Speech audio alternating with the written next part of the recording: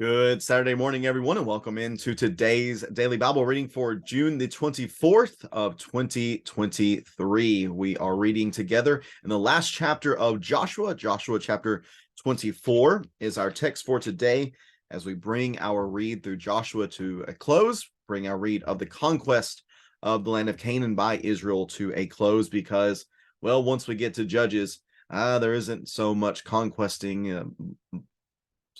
Really a lot more failure is what we're going to see in Judges. But nonetheless, we want to finish out our read here in Joshua on a high note. I think it does end on in a good place in the fact that there is real affirmation given by Joshua and by the people that they will serve Yahweh. Yet we're going to see again once we turn the page to Judges that doesn't necessarily mean that is going to be the case. Nonetheless, we want to read here in Joshua chapter 24, beginning in verse number 1, about this third of three closing assemblies and speeches that is given. The first one in chapter 21, or excuse me, chapter 22. The first of three speeches, chapter 22, concerns the fact that Manasseh and Gad and the half tribe, the half tribe of Manasseh, Gad and Reuben had gone back over to the eastern side of the Jordan, and yet they had erected this very beautiful, very impressive altar, which seems to be, again, if I'm reading this right, it seems to be a replica of the altar that was present at the tabernacle where the priest would offer sacrifices. So they erect this altar as a witness for them that they would always remember that they are God's people and that Yahweh is their God. Yet the eastern or the western portion of the tribes, they see this and they think that this is an act of rebellion. They think that they are rejecting Yahweh in order to pursue pagan gods. They rise up for war against Reuben, Gad, and the half tribe of Manasseh. And yet, thankfully, after discussing what was taking place, they realized that there was no need for this, that they were not rejecting Yahweh, but again, that this was a witness. So in that, the real issue at hand was faithfulness to Yahweh and loyalty to him, and that is affirmed within chapter 22. Within chapter 23, we see Joshua's first of two farewell addresses, where he again emphasizes the need for covenant loyalty. We have really his version of Deuteronomy here, where he speaks about what is going to be necessary for maintained success within the land of Canaan that God had given to his people as an inheritance, as promised by Abraham. We see that in chapter 23. And then here in chapter 24, we're going to have a little bit of a history lesson. This is Joshua's version of, not really his version, but his retelling of the history of Israel that would help them to remember their need for faithfulness, to see everything that God had done for them, and by that to really be motivated and invigorated to be faithful to him as his people. So let's read along here in Joshua 24 today, and that'll wrap up our read through Joshua, and we'll get into Judges tomorrow. Joshua 24 in verse number 1.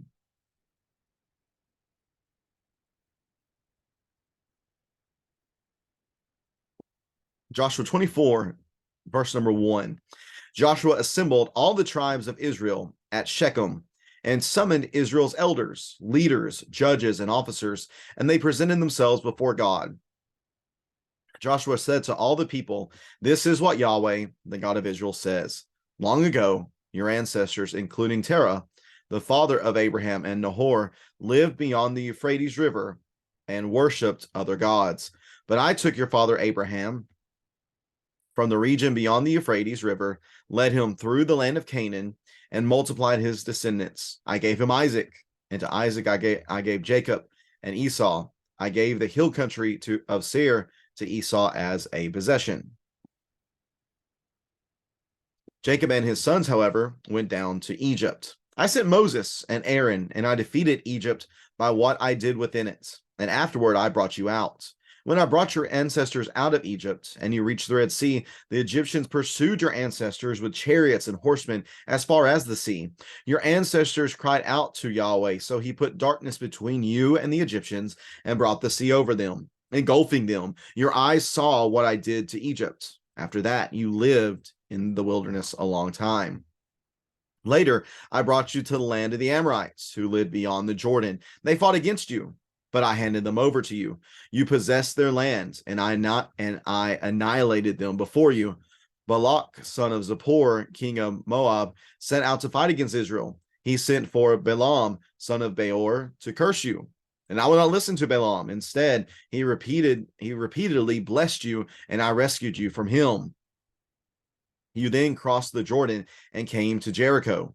Jericho's citizens, as well as the Amorites, Perizzites, Canaanites, Hittites, Girgashites, Hivites, and Jebusites, fought against you, but I handed them over to you. I sent hornets ahead of you, and they drove out the 2 Amorite kings before you. It was not by your sword or bow. I gave you a land you did not labor for, and cities you did not build. Though you live in them, you are eating from vineyards and olive groves you did not plant. Therefore, fear Yahweh and worship him in sincerity and truth. Get rid of the gods your ancestors worshiped beyond the Euphrates River and in Egypt, and worship Yahweh. But if it doesn't please you to worship Yahweh, choose for yourselves today. Which will you choose? The gods your ancestors worshiped beyond the Euphrates, or the gods of the Amorites in whose land you are living? As for me and my family, we will worship Yahweh. The people replied, we will certainly not abandon Yahweh to worship other gods. For Yahweh our God brought us and our ancestors out of the land of Egypt, out of the place of slavery, and performed these great signs before our eyes. He also protected us all along the way we went, and among all the peoples whose lands we traveled through. Yahweh drove out before us all the peoples, including the Amorites who lived in the land. We too will worship Yahweh because he is our God. But Joshua told the people, he will not be able to worship Yahweh because he is a holy God. He is a jealous God. He will not forgive your transgressions and sins. If you abandon Yahweh and worship foreign gods, he will turn against you, harm you, and completely destroy you after he has been good to you. No, the people answered Joshua, we will worship Yahweh. Joshua then told the people, you are witnesses against yourselves that you say you have chosen to worship Yahweh. We are witnesses, they said.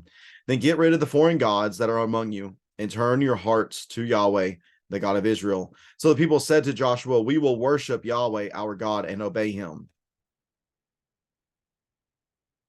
On that day, Joshua made a covenant for the people at Shechem and established a statute and an ordinance for them.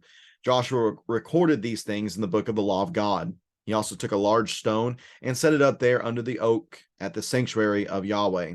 Joshua said to all the people, you see this stone, it will be witness against us, for it has heard all the words Yahweh said to us, and it will be a witness against you, so that you will not deny your God.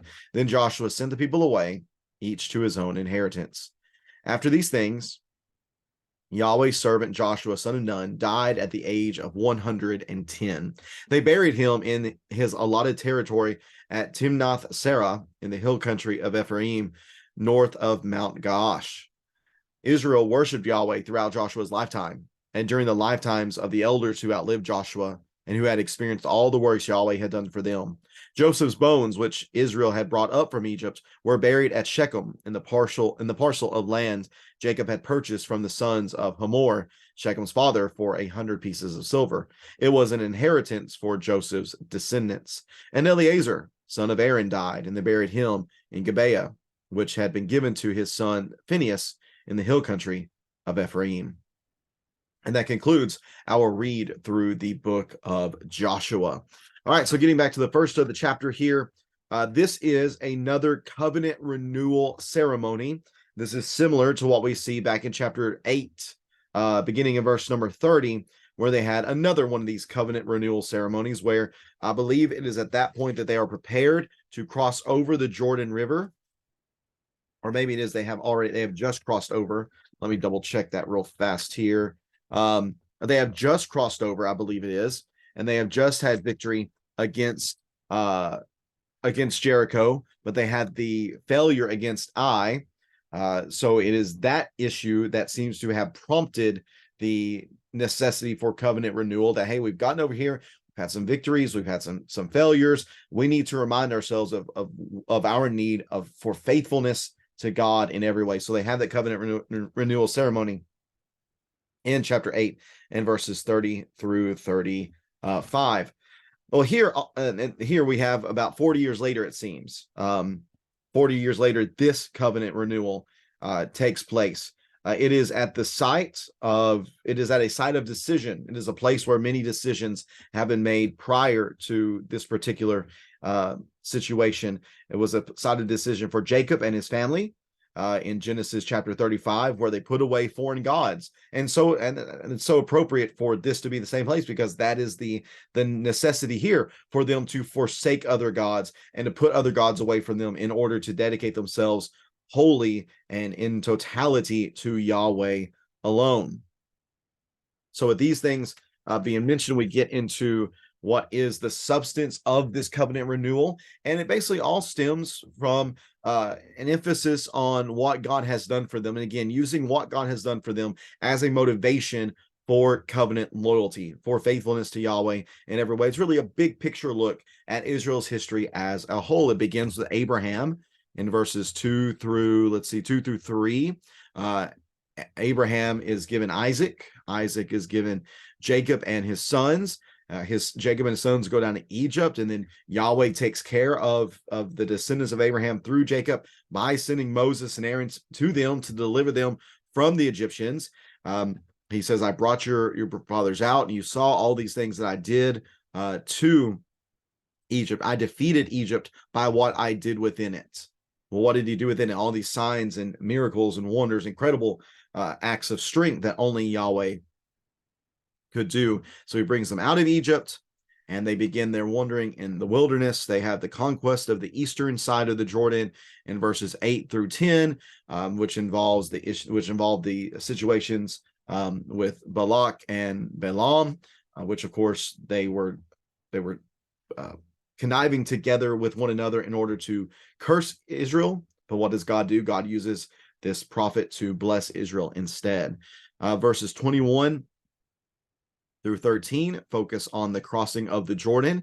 There's a lot of emphasis here on crossing various types of water. There is a crossing of the Euphrates with Abraham. There's a crossing of the Red Sea with the Israelites, a crossing of the Jordan with this generation in the wilderness.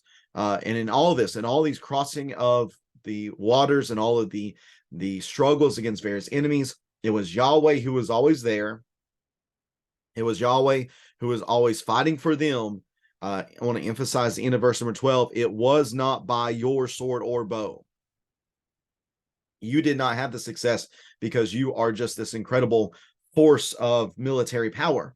No, you had success because I sent the hornets, the terrors, ahead of you and drove them out. I gave you success in these ways. I'm the one who sent you to march around a city 7 times to blow trumpets and then the walls fell. You did not do that. No, I allowed for you to do this. I gave you the power and the strength to do this. So then we have in verse 14 then the really conclusion of the matter, that you've seen the way that Yahweh provides. You've seen the way that he blesses you. You've seen the strength and the power that he has. Therefore, fear him alone.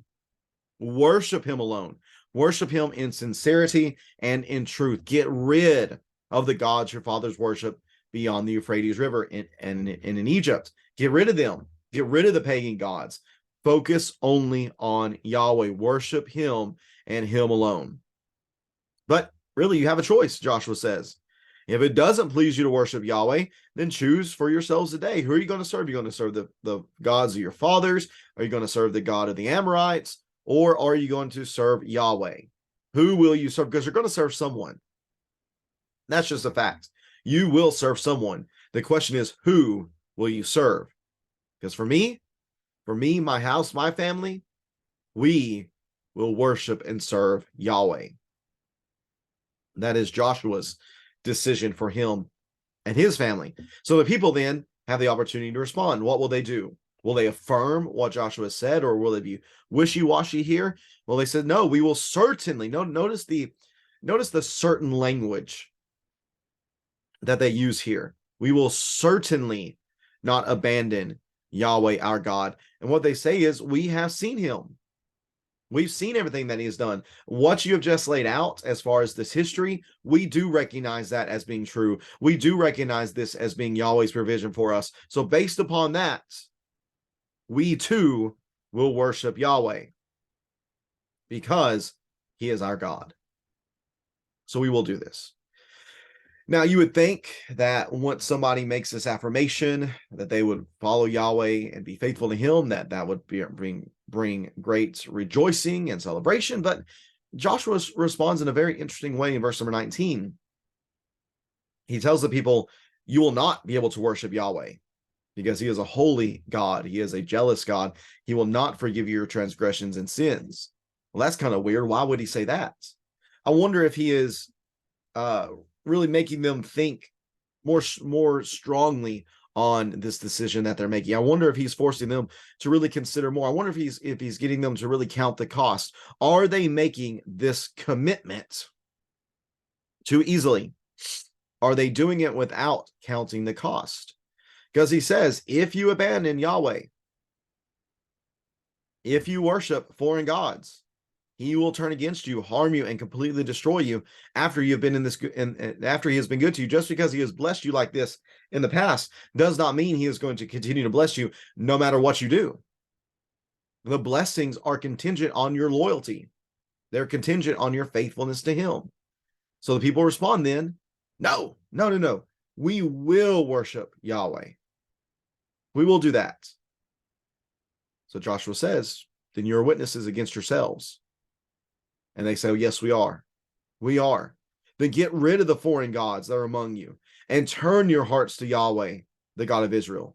So the people said to Joshua, we will worship Yahweh, our God, and obey him. You know, I wonder, he says, get rid of the foreign gods that are among you. I wonder if really presently there were foreign gods among them, that maybe some families within the nation had kept foreign gods from Egypt or something of that nature, or they had recently adopted the gods of nations around them. It seems like this is a present issue and that they needed to rid themselves of it. I'm not really sure, I'm not certain about that, but that just seems to be the way that it is written here. So based upon all this, Joshua made a covenant for the people at Shechem. Remember, this is a place of decision. This is where Jacob got rid of his gods. This is where people are to get rid of their gods. And he recorded these things, the book of the law of God. He took a large stone, set it up there under the oak at the sanctuary of Yahweh. And he said to the people, you see the stone, it is a witness for us about what has been said here, what has been said by Yahweh, what has been said by me, what has been said by you. So know that you must not deny your God. You have made this decision. You have spoken this way. You must be loyal. You must be faithful. And with that, he sent the people on their way. After this, it just talks about the death of Joshua is recorded in verses 29 through 31.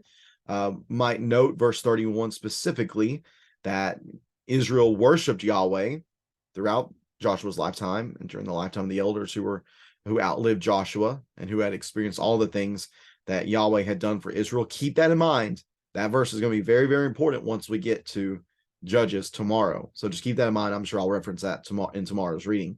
But notice here as well the conclusion of Joshua, where we have the lost son returning home. Joseph's bones, which the Israelites had brought up from Egypt, were then buried at Shechem in the parcel of land Jacob had purchased from the sons of Hamor, Shechem's father, for 100 pieces of silver. It was an inheritance for Joseph's descendants. So this is going back to Genesis 33. This is going back to Genesis chapter 50. This is talked about in Hebrews 11:22. All of this is regarding Joseph here, is just setting right what was done wrong. That the son of Jacob was taken out of the land wrongfully, and yet he made them promise, whenever you go back, you must take my bones. And here we have them doing that very thing, taking the bones as he had wished, as he had desired. And in that, the writing of Joshua really ends on a really fantastic note, with these bones of Joseph ending up where they should have been. And there's also the death of Eliezer there as well. So here within Joshua, we have really, I think, and overall, this is a very positive book. This shows us this is a positive writing, which shows us the result of trusting in Yahweh. Yes, there were times along the way where mistakes were made, where people did not show faithfulness. Again, I think of Achan, I think of some other situations as well. But overall, this generation is showing themselves to be a faithful generation, a very faithful generation to Yahweh. They were loyal to the covenants. They recognized him as their God and their God alone. And in doing so, they experienced great success. They experienced the conquest. They were able to, in a sense, complete the conquest and receive the blessings that God had promised their father, Abraham, so long ago. So certainly that is a very simple lesson for us. Loyalty to God leads to blessings. And if we want to be able to conquer in our own lives, to be even more than conquerors, then that is going to be dependent upon our faithfulness and loyalty to God. We must not forsake him. We must not deny him. We must not reject him or rebel against him. We must be faithful to him and him alone, completely and totally loyal in every way. And by God's grace, I think that's part of what's going on in verses 16 through 20 is the need for God's grace. Don't think that you're going to be able to do this just on your own. No, you're going to need God's grace, whether it's his grace to strengthen you to do what is right or his grace for you to repent and be forgiven when you've done what is wrong. God's grace is really the key to it all. His grace, his faithfulness. It's all about him. All we are doing is responding to what he has laid before us. And if we will do that, if we will trust in him, if we will respond to him well, then we will experience great blessings. Hope we've learned that from our read through Joshua. Now, as we literally turn the page to Judges, things we're going to see very quickly go awry. Really, what we have seen in the conquest of Joshua, we're going to see in an unconquesting of Judges. We'll start reading about that tomorrow here in Judges chapter 1, where unfortunately a lot of the things that went well, they come undone here within this text. We'll start reading about that tomorrow on June the 25th. I appreciate so much you reading along with me today on this Saturday. Hope you have a great rest of your Saturday. May God bless you in all that you do, and hope you'll tune back in again tomorrow as we begin our read through Judges. It's going to be a spicy one, so be ready for that. Take care, and God bless.